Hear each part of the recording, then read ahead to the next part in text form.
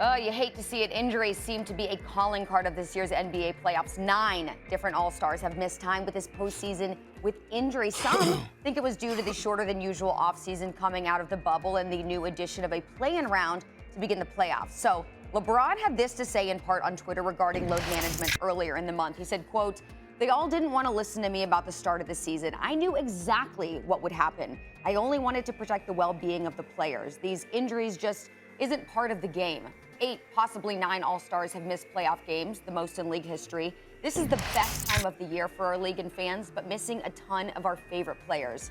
I speak for the health of all of our players, and I hate to see this many injuries this time of year. Sorry, fans. Wish you guys were seeing all of your favorite guys right now." All right, well, in response to that, 4-time NBA champion Shaquille O'Neal recently said this, quote, "When you're living in a world where 40 million people have been laid off and I'm making $200 million, you won't get no complaining from me. I'd play back to back to back to back to back. I'm not knocking what anybody said, but me personally, I don't complain and make excuses because real people are working their tail off. And all we got to do is train 2 hours a day and then play a game for 2 hours at night and make a lot of money. So my thought process is a little different." All right. Shaq coming back. So, Monica, do you agree or disagree with Shaq's comments? This is very interesting, you guys, Charlie and Perk. I agree with Shaq's comments. As someone who does my best to lead a life in which I chase gratitude, always. That's my personal mantra. This girl has a million jobs, by the way. And I'm very grateful for all of them. However, I will say that gratefulness and gratitude does not mean that you do not expect, demand, or work toward better in terms of what you do. And we saw this very personally near and dear to my heart in the women's NCAA tournament this year, right? Yes, those women and those teams were thankful, all of college basketball for that matter, was thankful that we were able to get to an NCAA tournament, but that gratitude did not stop the women of the NCAA tournament, particularly Oregon Sedona Prince, from making a statement about how things can be better and things can improve. This is an interesting contrast from what Shaq is saying to what LeBron is saying, because if you listen to what LeBron wrote there, he's speaking on behalf of the lead. And LeBron, is in a position of leadership, right? And so it's not necessarily him saying, I got hurt, although we could argue that I got hurt because of this condensed season and the shortened off season, but he represents the league at large. And so I also understand that Shaq wrote in there personally how he handles things. And so I think there's room to be grateful and understand how blessed you are, but also know within your profession, there is still room to be better and to have a voice that represents the entire body of players, Perk.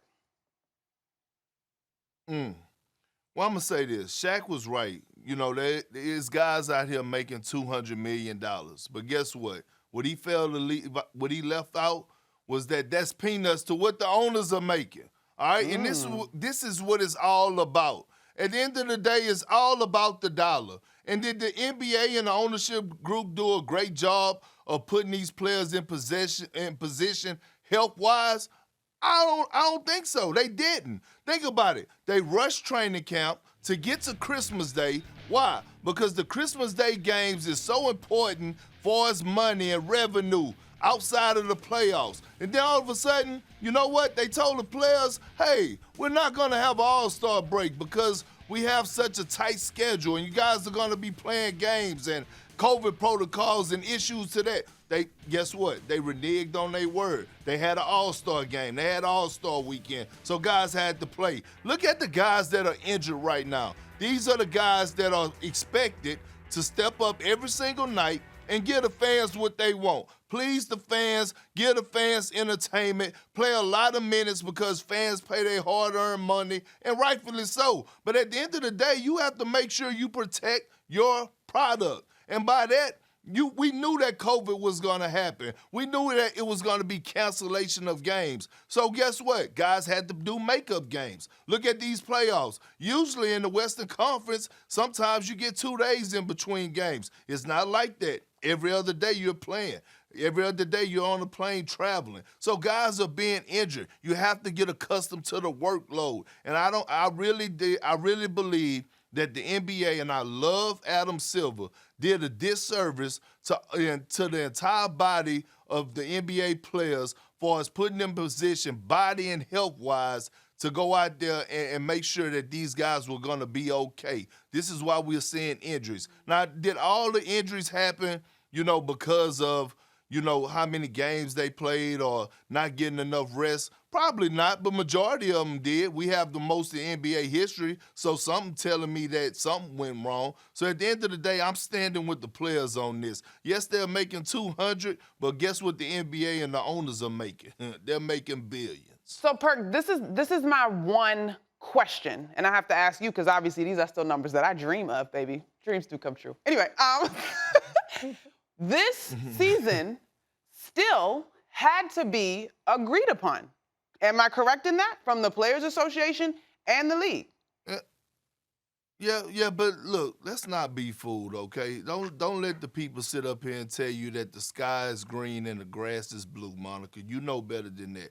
Yeah, it has to be agreed upon. I get that. But at the end of the day, we already know with this CBA that the owners are still in control.